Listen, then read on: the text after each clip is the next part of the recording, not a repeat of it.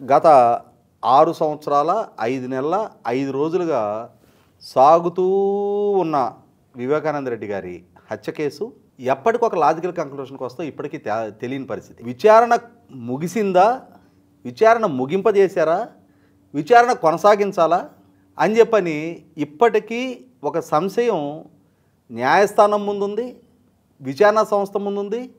విచారణ ముగిసిందా లేదా అని తెలియని ఒక అయోమయపు స్థితిలో బాధితురాలుగా ఉన్న డాక్టర్ సునీత గారి ముందు ఉంది.